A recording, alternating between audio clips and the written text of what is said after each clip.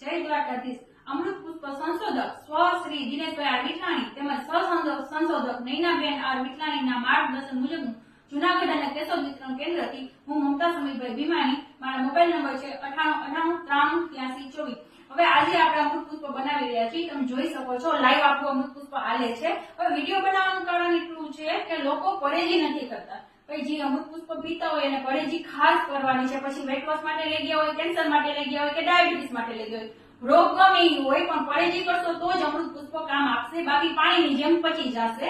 અમૃત પુષ્પની પરેજીમાં all total ખટાશ બંધ કરવાની છે. જેમ કે ખાટા ફ્રૂટી આવી જાય, ખાટા શાકભાજી આવી જાય. આથાવાળી વસ્તુ છે તો બેકરીની આઈટમ છે, બ્રેડ બિસ્કિટ છે, આથાવાળી ઓલ ટોટલ વસ્તુ આવી જાય. અને દૂધની આઈટમમાં ચા પીવાની છૂટ છે, મતલબ 3 ટાઈમ નહીં, સવારે 1 ટાઈમ આછા દૂધવાળી તમે ચા પી શકો. અને આખા દિવસમાં પાછી દૂધની બનેલી છાશ, દહીં, મીઠાઈ છે, ઘી છે, એ બધી વસ્તુ નથી લેવાની. આટલી પરેજી કરશો તો 100% રિઝલ્ટ મળશે. મારી આઈડીમાં તમે જાઓ, અમૃત પુષ્પ કેશોદ જૂનાગઢ કરો એટલે બધા રોગના વિડીયો છે. એ લોકોએ ફૂલ પરેજી કરીને અમૃત પુષ્પ મહિનો દી કીધું છે. હવે આનું કઈ નિયમ ના હોય કે ભાઈ તમે 4 બોટલ પીવી પડશે કે 3 બોટલ પીવી પડશે.